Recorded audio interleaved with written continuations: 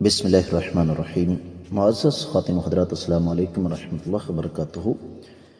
شریعت اسلامیہ انسان کی عزت اور آبرو کا ہر لحاظ سے تحفظ کرتی ہے، اور یہی وجہ ہے کہ شریعت اسلامیہ نے ہر اس کام سے منع فرمایا جس سے انسان کی عزت اور آبرو پر کسی بھی حوالے سے حرف آتا ہو۔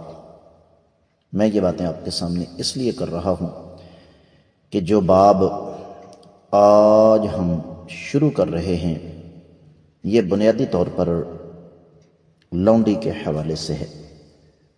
اگرچہ فی زمانہ لونڈی کا کوئی تصور موجود نہیں، لیکن چونکہ احادیث مبارکہ میں یہ باب موجود ہے، لہذا اس پر بات کرنا ضروری ہے، چاہے اختصار کے ساتھ ہی کیوں نہ کی جائے۔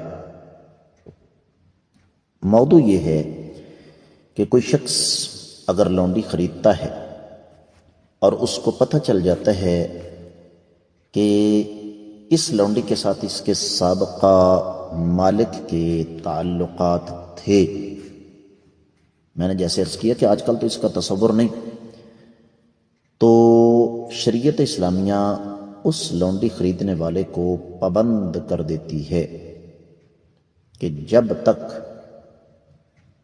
ایک حید کی عدت اس لونڈی کی نہیں گزرتی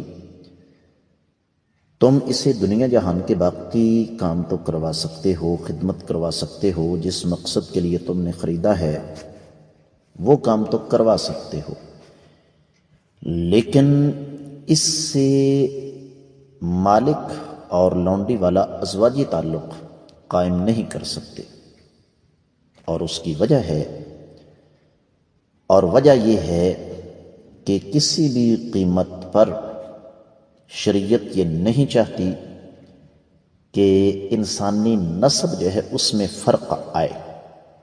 یہ بات اچھے طریقے سے ذہن میں رکھیے گا۔ اب رہا یہ مسئلہ کہ جو ہے ہی لونڈی، بلکہ جو تھی ہی لونڈی، ہے تو نہیں آج کے دور میں، جو تھی ہی لونڈی، تو اس کا استبراء رحم کیا ہوا، اس کا نسب نامہ کیا ہوا؟ بالکل ہوتا ہے، اس زمانے میں بھی ہوتا تھا کہ لونڈی سے پوچھا جاتا تھا کہ یہ بچہ کس کا ہے، تو بتایا جاتا تھا کہ یہ فلاں کا بچہ ہے۔ تو یہ ہے وہ باب، حدیث اس کی بہت زیادہ نہیں، لیکن بہرحال ہم انشاءاللہ اگلے سبق سے اس باب کی حدیث شروع کر رہے ہیں۔ اللہ تعالی ہمیں سمجھنے کی توفیق عطا فرمائے۔ السلام علیکم ورحمۃ اللہ وبرکاتہ۔